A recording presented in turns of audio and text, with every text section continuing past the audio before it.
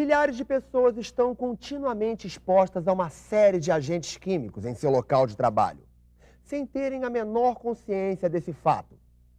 O que mais imediatamente as preocupa é o trabalho e o sustento da família.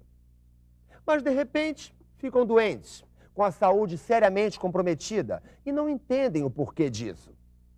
A maior parte é incapaz de estabelecer a relação com sua atividade profissional, mas muitas das doenças adquiridas no trabalho são decorrentes da exposição a agentes químicos. Quais são esses agentes químicos? Em que atividades podemos encontrá-los? Operações de soldagem a arco elétrico, por exemplo, podem expor os operadores de solda a metais pesados, como manganês. O trabalho em tanques de galvanoplastia pode expor ao cromo, outro metal pesado. Esses tipos de contaminantes são chamados de fumos. Operações de mineração, escavação, indústrias cerâmicas e do vidro podem expor o trabalhador à poeira de sílica livre cristalizada. Na construção civil, por exemplo, pode ocorrer a exposição a fibras, como as de amianto. Atividades de pintura, manual ou a revólver, limpeza de peças com solventes, operações envolvendo combustível ou a permanência em garagens são exemplos de operações que expõem o trabalhador ao risco de exposição a névoas, neblinas, gases ou vapores. Para evitar que os trabalhadores adoeçam, é importante que eles não fiquem expostos a produtos químicos perigosos, em quantidade superior à permitida durante o seu trabalho. Um dos instrumentos utilizados é a avaliação ambiental. Isso significa medir a quantidade de agentes químicos no ar.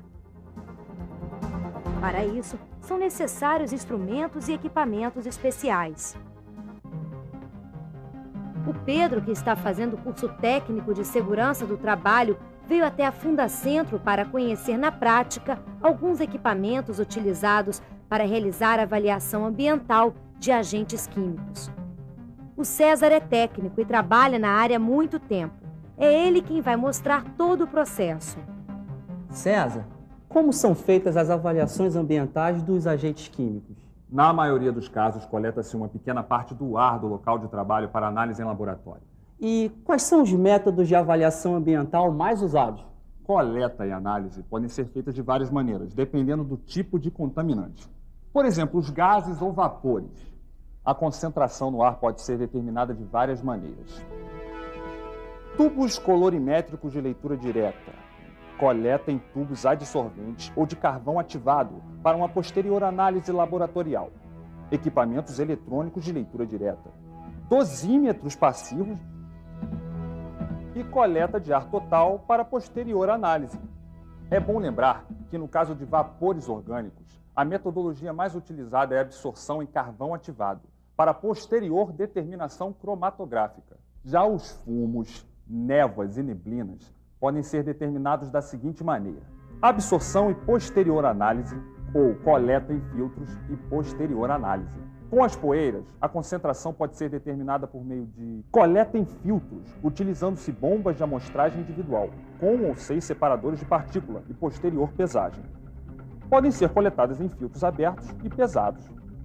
Então precisamos de todos esses equipamentos para avaliar os agentes químicos. Correto. Em locais fechados, como minerações subterrâneas ou tubulões, um dos riscos mais imediatos é o de explosões. Para que os trabalhadores sejam avisados do perigo antes que seja tarde demais, são utilizados equipamentos chamados de explosímetros. Eles medem uma porcentagem do limite inferior de explosividade e fazem soar um alarme quando a quantidade de gás ultrapassa o limite seguro.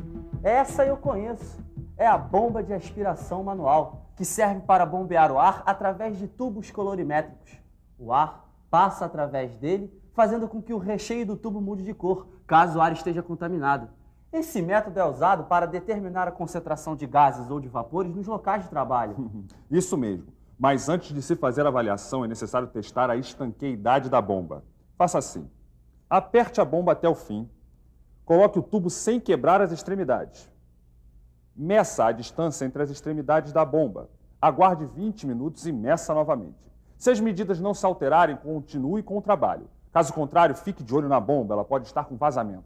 É bom lembrar que para cada contaminante existe um tubo específico.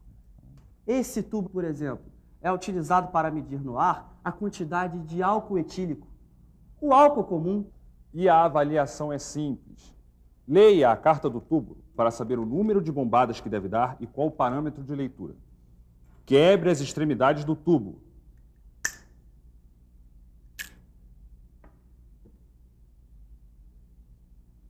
Dê o número de bombadas para fazer o ar passar através do tubo.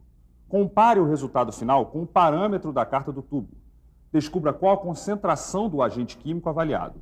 Nesse caso, a concentração é conhecida na hora, por isso chamamos de método de leitura direta. E é importante ressaltar que bombas e tubos devem ser compatíveis entre si, de preferência da mesma marca. Ambientes fechados onde existe a emissão de gases como o gás carbônico, o formaldeído e o gás sulfídrico, muitas vezes devem ser monitorados continuamente. Existem medidores específicos para cada um desses gases, sendo que o medidor de gás sulfídrico, H2S, faz soar um alarme em caso de concentração excessiva, pois esse gás é letal. Existem ainda alguns equipamentos eletrônicos de leitura direta, capazes de medir a concentração de vários gases diferentes ao mesmo tempo. São equipamentos que normalmente possuem alarme sonoro e visual para indicar quando os limites de exposição foram ultrapassados. A calibração deste equipamento é feita utilizando-se concentrações conhecidas dos gases a serem avaliados. Alguns contam ainda com um sistema interno de programação que envia os dados obtidos para um computador, facilitando a análise dos dados. E as bombas de amostragem individual? Elas bombeiam o ar através de um dispositivo de coleta que retém o contaminante. São utilizadas pelo trabalhador durante a operação normal de trabalho. Por isso devem ser leves, portáteis e possuir uma fonte de bateria autônoma. Também é importante que elas tenham um sistema de controle constante do fluxo de ar. Esse dispositivo de coleta varia de acordo com o agente químico que se quer medir? Exatamente. Todos esses equipamentos envolvem algum tipo de dispositivo de coleta. Por exemplo, os impingers servem para coletar gases ou vapores. Os filtros servem para coletar material particulado, como poeira e fumos metálicos. E os tubos de carvão, que servem para coletar solventes orgânicos. O material é coletado no local de trabalho e depois levado a um laboratório. Por isso, a concentração do agente químico no ar só será conhecida posteriormente. Nunca é demais lembrar que para cada contaminante existe um tipo específico de coleta e que cada método de coleta exige uma vazão diferente de ar passando através desse dispositivo. Essa vazão de ar deve ser precisa. É por isso que as bombas de amostragem individual devem ter sua vazão calibrada antes de cada coleta de amostra. Existem ainda equipamentos que fornecem diretamente a quantidade de material particulado no ar. São chamados de equipamentos de leitura direta de aerodispersoides. Esse é um sistema de monitorização de poeira. As partículas são detectadas por um sensor e o valor da concentração é imediatamente mostrado na tela. Já a amostragem de poeira de algodão utiliza equipamentos diferentes: o helotriador vertical e bomba de alta vazão. O helotriador serve para separar as partículas de fibra de algodão por tamanho, deixando as menores, que chegam aos pulmões, passarem para o filtro. Esses dois equipamentos aqui, o anemômetro e o termoanemômetro, também são muito usados. Mas eles não fazem exatamente a medição de agentes químicos. Certo, mas a função deles também é muito importante. O anemômetro serve para medir a velocidade do ar, enquanto o termoanemômetro, além da velocidade, também mede a temperatura do ar. Os anemômetros e termoanemômetros são utilizados para medir a velocidade do ar em captores de sistema de ventilação local exaustora, como a nossa capela aqui. A medição deve ser feita na face dos captores, como estou mostrando. Os dados obtidos devem ser comparados aos dados de projeto, para se verificar se a eficiência dos captores está adequada.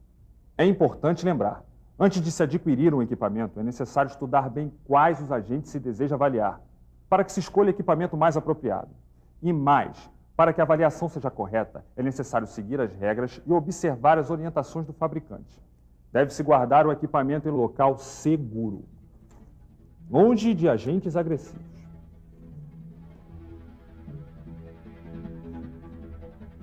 Esperamos ter dado o passo inicial para orientá-lo quanto aos diversos tipos de instrumentos que podem ser utilizados nos trabalhos voltados à segurança e saúde dos trabalhadores. Mas este assunto não para por aqui.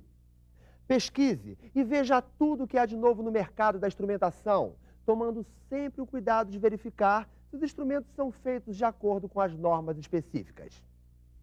Fundacentro, trabalhando pela segurança e saúde de quem trabalha.